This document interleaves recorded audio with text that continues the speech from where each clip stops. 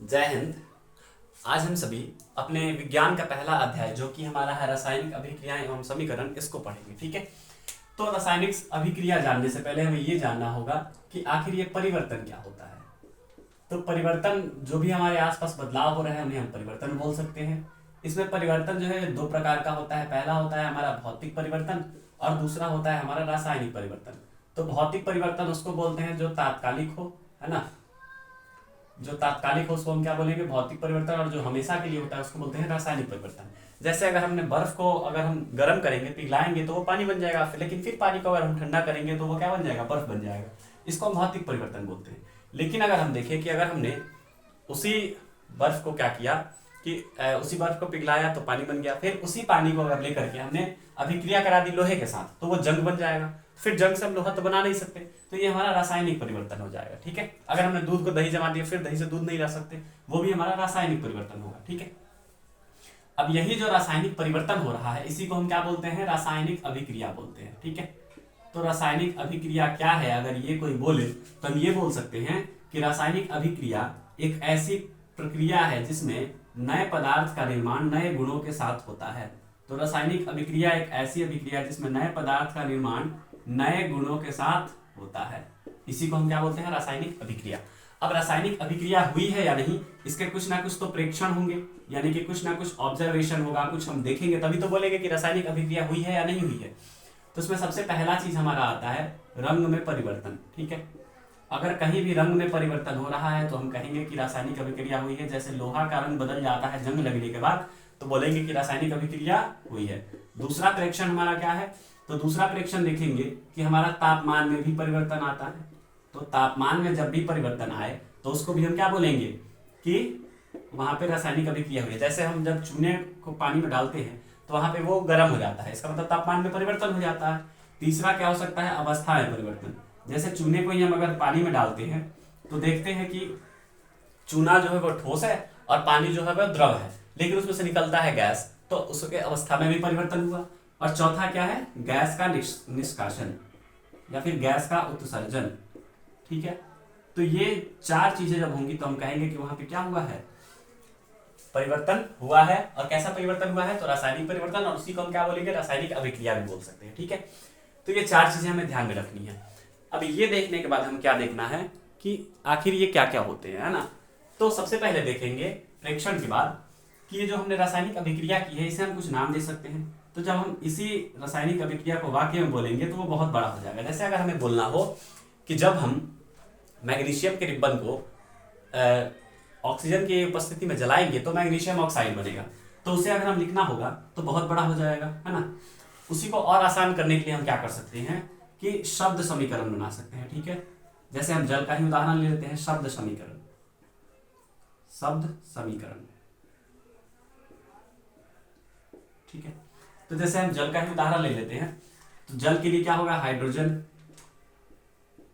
Hydrogen plus oxygen, ये क्या देगा हमें, तो ये हमें जल प्रदान करेगा।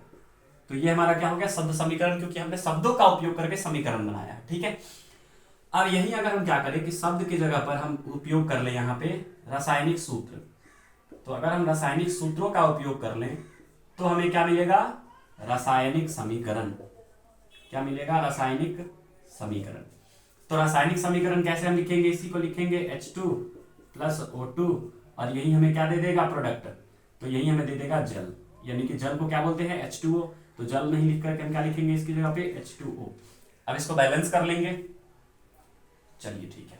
तो इसके पहले ये जान लीजिए कि इसको हम बोलते हैं अभिकारक। तो जो चीज भी मिलकर के अभिक्रिया करते हैं उसको हम अभिकारक बोलते हैं, और जो भी अभिक्रिया के बाद हमें फल मिलता है इसको हम क्या बोलते हैं, उत्पाद बोलते हैं। तो यहाँ पे क्या है, जल उत्पाद है, और ये दोनों क्या है, अभिकारक है। ठीक है। अब ये जो हमें दिख रहा है, ये जो हमें ये वाला इक्वेशन दिख रहा है, इस पूरे इक्वेशन को हम क्या बोलते हैं, कंकाली रासायनिक समीकरण। क्या बोलते हैं, कंकाली रासायनिक समीकरण। ठीक है। कंकाली रासायनिक समीकरण। अब ये कंकाली यानी कि ये बेसिक है। अब इसके बाद क्या होगा कि इसमें जब हम देखते हैं कि हाइड्रोजन 2 है, इधर भी हाइड्रोजन 2 है, लेकिन इधर ऑक्सीजन 2 है, इधर एक ही है, तो इसके लिए क्या करना पड़ेगा, एक नियम होता है। कौन सा नियम, तो नियम ये है कि जब कभी भी किसी अभिक्रिया होगी कहीं, तो उस अभिक्रिया के पहले और अभिक्रिया के बाद दोनों का द्रव्यमान हमेशा बराबर रहता है, ना कि वो बन सकता है ना ही वो खत्म हो सकता है। तो इसको बोलते हैं द्रव्यमान संरक्षण का नियम। तो इसी नियम के तहत हम क्या करते हैं कि इस रासायनिक समीकरण को संतुलित करते हैं। तो क्या करते हैं हम, संतुलित रासायनिक समीकरण क्या होता है अब ये देख लेते हैं। तो किसी भी रासायनिक समीकरण को संतुलित करने के लिए हम एक प्रक्रिया का उपयोग करते हैं, और उस प्रक्रिया का नाम है हिट एंड ट्रायल मेथड। क्या है? हिट एंड ट्रायल विधि। तो हिट एंड ट्रायल विधि के द्वारा हम रासायनिक समीकरण को क्या करते हैं, संतुलित करते हैं। ठीक है, तो हिट एंड ट्रायल मेथड के द्वारा हम किसी भी रासायनिक समीकरण को संतुलित करते हैं। अब कैसे करेंगे ये देख लेते हैं। यहाँ लिख लेते हैं इसको H2 plus O2 gives us H2O। तो ये जब देखेंगे, इधर देखेंगे, संख्या बस बराबर कर देनी है हमें। इधर हाइड्रोजन कितना है? 2, इधर भी 2, इधर ऑक्सीजन 2, इधर 1 है, तो इधर यहाँ पे क्या करेंगे 2 लिख देंगे। तो 2, अब यहाँ पे देखो 2 दूनी 4 हाइड्रोजन हो गया, तो यहाँ पे भी क्या करते हैं 4 हाइड्रोजन। अब इधर देखो 4 हाइड्रोजन हो गए, इधर भी 4 हाइड्रोजन, इधर 2 ऑक्सीजन हो गए, इधर भी 2 ऑक्सीजन। हमें ये क्या करना है, ये जो फॉर्मूला है H2O, यहाँ पे O2 और यहाँ पे H2, तो इस फॉर्मूला में कोई छेड़छाड़ नहीं करनी, बल्कि इस फॉर्मूला के पहले हम यहाँ कोई भी पूर्ण संख्या रख सकते हैं। ठीक है, तो ये हमारा रासायनिक समीकरण संतुलित हो गया। अब रासायनिक समीकरण संतुलित करने के बाद हम क्या कर सकते हैं कि इसमें ही हम इनकी भौतिक अवस्थाओं को जोड़ देते हैं, ताकि ये और भी ज्यादा क्या हो जाए, परिपूर्ण हो जाए, है ना। तो हम उसकी भौतिक अवस्थाओं को भी दर्शा सकते हैं। ठीक है, जैसे कि यहाँ पे ये क्या है, ये हमारा है गैस, ये भी हमारा गैस है, और ये हमें क्या दे रहा है, लिक्विड दे रहा है ना। तो ये है हमारा गैस, ये भी गैस, और ये हमें क्या दे रहा है, द्रव दे रहा है। तो ये हम दिखा सकते हैं। और क्या कर सकते हैं हम इसमें कि और अत्यधिक जानकारी हम इसमें दे सकते हैं। कौन सी जानकारी? तो अत्यधिक जानकारी में हम इसमें जो ये तीर दिया है हमें, है ना, ये जो तीर दिया है, इसी तीर के ऊपर हम कुछ चीजों को लिख देते हैं। तो कौन कौन सी चीजों को लिखते हैं? तो या तो कोई दाब हम लगाए हैं, यानी कि कितना प्रेशर लगाए हैं, या फिर हम दे सकते हैं कि कितना उसका तापमान लगाए हैं, कितना तापमान पे ये गर्म किए हैं इसको, तो इतना हुआ है। या फिर हम ये दे सकते हैं कि कोई हम इसमें उत्प्रेरक का उपयोग किए हैं क्या। अब उत्प्रेरक क्या होता है? तो उत्प्रेरक का अर्थ होता है कि कोई भी ऐसा पदार्थ जिसको डालने से उस अभिक्रिया के होने की जो गति है वो बढ़ जाए, उसी को हम उत्प्रेरक बोलते हैं। ठीक है, तो इतना हमारा ये रहा प्रयास। अब हमारा जो रासायनिक अभिक्रिया है और रासायनिक समीकरण है, ये टॉपिक कंप्लीट हो गया। ठीक है, अब हम इसके आगे बात करते हैं हमारे अगले टॉपिक के बारे में, जो कि है हमारा कि रासायनिक समीकरण तो हो गया, रासायनिक अभिक्रियाएं भी हो गई। अब हम बात करते हैं कि रासायनिक समीकरण और अभिक्रियाएं कितने प्रकार की होती है। ठीक है, तो रासायनिक अभिक्रियाओं के प्रकार हम देख लेते हैं। ठीक है, इधर आइए। अब रासायनिक अभिक्रिया के प्रकार। ठीक है, तो रासायनिक अभिक्रिया के मुख्यतः कितने प्रकार होते हैं? हमारे 4 प्रकार होते हैं, और एक अंत वाला होता है जो 5वां प्रकार है। ठीक है, तो शुरू से देखते हैं। सबसे पहला प्रकार जो है हमारा, तो सबसे पहला हमारा जो रासायनिक अभिक्रिया का प्रकार है वो कौन सा है हमारा? तो वो है हमारा संयोजन अभिक्रिया। कौन सा अभिक्रिया? संयोजन अभिक्रिया। तो सबसे पहला है हमारा संयोजन अभिक्रिया। तो हम अभिक्रिया को बस इतना ही लिख, अच्छा चलो पूरा ही लिख देते हैं। तो संयोजन अभिक्रिया क्या होता है? जैसे कि हमको ये पता चल रहा है, संयोजन मतलब जब दो कोई चीज साथ में आकर के मिल जाए और उनके मिलने से कोई जो है केमिकल का निर्माण हो, रसायन का निर्माण हो, उसे हम बोलते हैं संयोजन अभिक्रिया। जैसे उदाहरण में हमने आपको पहले ही बता दिया था कि जब कभी हम चूना को, यानी कि बिना बुझे हुए चूने को हम जब जल में मिलाते हैं तो ये हमें क्या देता है? CaOH होल ट्वाइस, यानी कि बुझा हुआ चूना। तो इसको बोलते हैं बिना बुझा हुआ चूना, इसको बोलते हैं बुझा हुआ चूना। तो ये हमारा संयोजन अभिक्रिया होता है। इसमें क्या होता है? कोई भी दो पदार्थ एक साथ मिलते हैं, और हमने आपको ये भी बताया था कि इसके मिलने से क्या होता है? ऊष्मा निकलती है। क्या होता है? ऊष्मा का उत्सर्जन होता है। तो इसीलिए इसमें से ऊष्मा का उत्सर्जन होता है, इसीलिए उसे हम क्या बोलते हैं? ऊष्माक्षेपी अभिक्रिया भी बोलते हैं। ऊष्माक्षेपी अभिक्रिया। ठीक है, तो जिस भी अभिक्रिया में ऊष्मा का क्षेपण हो, यानी कि ऊष्मा बाहर निकले जिस अभिक्रिया में, उसे क्या बोलते हैं? ऊष्माक्षेपी अभिक्रिया। ठीक है, दूसरा हमारा जो प्रकार होता है, दूसरा प्रकार है हमारा वियोजन। क्या है? वियोजन अभिक्रिया। ठीक है, तो दूसरा प्रकार है हमारा वियोजन अभिक्रिया।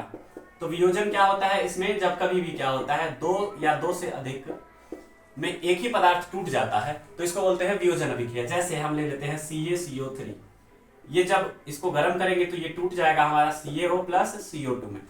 तो ये दोनों जब टूटेंगे तो इसको तोड़ने के लिए हमें गर्मी देनी पड़ेगी, तो इसमें जब हम गर्मी देंगे यानी कि ये क्या होगा, गर्मी इसमें देना पड़ेगा इस अभिक्रिया को कराने के लिए, इसीलिए इसमें क्या बोलते हैं हम, ऊष्माशोषी अभिक्रिया। क्या बोलते हैं, ऊष्माशोषी अभिक्रिया। तो ऐसी अभिक्रिया जिसमें ऊष्मा का क्या हो, शोषण हो, उसे हम बोलते हैं ऊष्माशोषी अभिक्रिया, जिसमें ऊष्मा देनी पड़ती है। ठीक है, तो ये दूसरा प्रकार का हुआ। और तीसरा प्रकार हमारा कौन सा होता है, तो तीसरा प्रकार है हमारा विस्थापन अभिक्रिया। कौन सा अभिक्रिया, तो विस्थापन अभिक्रिया। विस्थापन अभिक्रिया, जैसे इसका उदाहरण हम ले लेते हैं एक, जैसे ले लेते हैं Fe प्लस CuSO4, और ये हमें क्या देगा बना करके, तो FeSO4 प्लस Cu। तो इसमें क्या होता है विस्थापन अभिक्रिया में, कि जो भी ज्यादा क्रियाशील पदार्थ होता है, तो जो भी ज्यादा क्रियाशील तत्व होता है वो क्या करता है कि जो कम क्रियाशील वाले तत्व है उनको विस्थापित कर देता है। जैसे यहाँ पे आयरन देखेंगे, आयरन कॉपर से ज्यादा क्रियाशील है, इसीलिए इसने कॉपर को क्या कर दिया, विस्थापित कर दिया, और इसमें बनाया FeSO4 प्लस Cu। तो विस्थापन अभिक्रिया क्या होती है, जिसमें कोई ज्यादा क्रियाशील वस्तु, जो कोई ज्यादा क्रियाशील पदार्थ है वो कम क्रियाशील वाले को विस्थापित कर देती है, और वो रसायन जो निर्माण करती है उस अभिक्रिया को हम बोलते हैं, क्या बोलते हैं, विस्थापन अभिक्रिया। और चौथा में हमारा क्या हुआ, द्विविस्थापन। क्या हुआ, द्विविस्थापन अभिक्रिया। तो द्विविस्थापन अभिक्रिया क्या होती है, तो जब कभी भी द्विविस्थापन हो, यानी कि दो बार जब विस्थापन होता है तो उसको हम बोलते हैं द्विविस्थापन अभिक्रिया। जैसे हम ले लेते हैं sodium sulphate plus barium chloride. ठीक है, तो sodium sulphate plus barium chloride, इन दोनों का जब हम क्या कराएंगे, अभिक्रिया कराएंगे, तो ये हमें देगा sodium chloride plus barium sulphate. तो ये देखो, सोडियम ने बैरियम को सल्फेट किया विस्थापित, और बैरियम ने सोडियम को। तो इन दोनों में क्या होता है, आयन का परिवर्तन होता है। क्या होता है, आयन का परिवर्तन होता है। ठीक है, तो इन दोनों में आयन की अदला बदली होती है। तो जब इन दोनों में आयन की बदला बदली के कारण किसका निर्माण होता है, इन पदार्थों का निर्माण होता है। ठीक है, तो द्विविस्थापन अभिक्रिया क्या होती है, जिसमें एक पदार्थ किसी दूसरे पदार्थ को, और दूसरा पदार्थ उस पहले पदार्थ को क्या कर देता है, विस्थापित कर देता है। और ये किसके कारण से होता है, तो आयन के परिवर्तन के कारण से होता है। तो ऐसी अभिक्रिया को हम बोलते हैं द्विविस्थापन अभिक्रिया। क्या बोलते हैं, द्विविस्थापन अभिक्रिया। तो ये आशा करता हूं आप लोगों ने इसको कंप्लीट कर लिया होगा। अब आगे बताते हैं। तो द्विविस्थापन अभिक्रिया हमने समझ लिया। अब इसके आगे हम समझते हैं एक अंतिम हमारी पांचवी जो है वो क्या है, पांचवी है हमारी उपचयन अपचयन। क्या है, उपचयन अपचयन। तो उपचयन अपचयन क्या होता है, इसको अंग्रेजी में हम बोलते हैं ऑक्सीडेशन रिडक्शन। क्या बोलते हैं, ऑक्सीडेशन रिडक्शन। ठीक है, तो इसको क्या बोलते हैं, ऑक्सीडेशन रिडक्शन, उपचयन अपचयन। इसीलिए इसका रेड और इसका ऑक्स, इन दोनों को मिला करके क्या बोला जाता है, रेड ऑक्स। इसीलिए इसको क्या बोला जाता है, रेडॉक्स रिएक्शन। और हिंदी में ये सवाल आता भी है कि रेडॉक्स अभिक्रिया क्या है। तो रेडॉक्स रिएक्शन या फिर रेडॉक्स अभिक्रिया, इसी को बोला जाता है उपचयन अपचयन को ही। ठीक है, तो उपचयन अपचयन को ही रेडॉक्स भी बोला जाता है, रेडॉक्स अभिक्रिया। ठीक है, तो उपचयन अपचयन क्या होता है, जब कभी भी, पहले उपचयन समझ लेते हैं। जब कभी भी किसी अभिक्रिया के दौरान किसी तत्व में ऑक्सीजन जुड़े या फिर हाइड्रोजन उसमें से हटे, जब कभी भी ऑक्सीजन जुड़े या हाइड्रोजन घटे तो उसको बोलते हैं उपचयन। तो उपचयन में क्या होगा, उपचयन में या तो ऑक्सीजन प्लस होगा या तो क्या होगा, हाइड्रोजन माइनस होगा। मतलब उसमें से या तो ऑक्सीजन जुड़ जाए या तो हाइड्रोजन निकल जाए, तो उसको बोलते हैं उपचयन। और अपचयन में क्या होगा, तो अपचयन में क्या होगा, या तो उसमें से ऑक्सीजन निकलेगा या तो उसमें हाइड्रोजन जुड़ेगा। तो ऐसे अभिक्रिया को हम क्या बोलेंगे, अपचयन बोलेंगे। ठीक है, तो उपचयन में ऑक्सीजन जुड़ेगा या तो हाइड्रोजन हटेगा, और अपचयन में ऑक्सीजन हटेगा या तो हाइड्रोजन जुड़ेगा। जैसे इसका एग्जाम्पल ले लेते हैं हम, एक उदाहरण CuO लेते हैं, CuO प्लस H2। ये क्या बनाएगा, Cu प्लस H2O। तो यहाँ पे देखो ये कॉपर ऑक्साइड है और इसमें से देखो ऑक्सीजन निकल गया है, यहाँ पे क्या बन गया है, कॉपर। तो इस अभिक्रिया को हम क्या बोलेंगे, क्योंकि इसमें से ऑक्सीजन निकल गया, तो देखो ऑक्सीजन निकलने वाले को अपचयन बोलते हैं। तो इसलिए यहाँ पे क्या हुआ है, कॉपर का अपचयन हुआ है। और यहाँ पे देखो हाइड्रोजन में जाके ऑक्सीजन जुड़ गया है हाइड्रोजन ऑक्साइड में, तो यहाँ पे देखो ये क्या हुआ है, ऑक्सीजन चूंकि इसमें आके जुड़ गया है तो जुड़ने वाले ऑक्सीजन को क्या बोलते हैं, उपचयन। तो इसीलिए यहाँ पे हाइड्रोजन का उपचयन हुआ है और कॉपर ऑक्साइड का अपचयन हुआ है। ठीक है, तो ये हुआ। अब लास्ट के हमारे पास 2 पॉइंट बच गए हैं। पहला तो है संक्षारण, इसको हम क्या बोलते हैं, रस्टिंग, मतलब जंग लगना। और दूसरा है हमारा कौन सा, तो विकृत गंधिता। क्या है, विकृत गंधिता। तो संक्षारण क्या होता है, तो संक्षारण क्या होता है कि जब कभी भी विकृत गंधिता, तो संक्षारण क्या होता है, जब कभी भी हमारे पास धातु की वस्तुएं होती हैं, जैसे लोहा हो गया, एल्युमिनियम हो गया या फिर चांदी हो गया, तो जब कभी भी धातु की वस्तुओं में जंग लगने लगता है, किसके कारण, वातावरण के कारण या फिर एसिड के कारण, मतलब अम्ल के कारण, है ना, या फिर नमी के कारण, तो इन कारणों से जब कभी भी जंग लगने लगता है धातुओं में, तो वैसे हम उस अभी प्रक्रिया को क्या बोलते हैं, संक्षारण या फिर रस्टिंग। ठीक है। और विकृत गंधिता क्या होती है, जो भी तैलीय पदार्थ होते हैं, कैसे पदार्थ, जो भी तैलीय पदार्थ होते हैं या फिर फैट वाले, मतलब चर्बी वाले पदार्थ होते हैं, तो उनमें ऑक्सीजन के उपचयन के कारण क्या होता है कि तैलीय पदार्थ या चर्बी वाले बहुत ज्यादा गंदा स्मेल देते हैं, गंदा महकने लगते हैं, यानी कि विकृत गंध देने लगते हैं, तो उसे बोलते हैं हम विकृत गंधिता। और विकृत गंधिता से बचने के लिए क्या करते हैं हम, तो विकृत गंधिता से बचने के लिए या तो हम नाइट्रोजन गैस भर देते हैं, जैसे चिप्स के पैकेट में भरा होता है, चिप्स जब आप खरीदते हैं या कुरकुरे तो उसमें नाइट्रोजन भरा होता है, तो नाइट्रोजन गैस भर देते हैं जो कम क्रियाशील है, तो वो तो क्रिया नहीं हो पाता है, इसीलिए क्या होता है, विकृत गंधिता नहीं होती है और बहुत दिनों तक वो क्या होता है, कुरकुरे या फिर चिप्स नहीं महकते हैं। या फिर दूसरा क्या कर सकते हैं हम लोग, तो एयर टाइट कंटेनर या फिर वायु रोधी हम बर्तन में रख सकते हैं, ऐसा बर्तन जिसमें क्या हो, हवा अंदर नहीं जा सके। तो इन उपायों से हम इससे बच सकते हैं। ठीक है, तो ये चैप्टर पूरा समाप्त हो गया और आप लोग जो है इसका क्वेश्चन आंसर बना लीजिएगा और हम आशा करते हैं कि आप एक बार पूरे किताब को भी एनसीईआरटी को अच्छे से पढ़ लीजिएगा। ठीक है, और इसके बारे में अगर कोई डाउट हो तो आप हमारे कमेंट बॉक्स में कमेंट कर दीजिएगा। चलिए ठीक है, धन्यवाद, जय हिंद।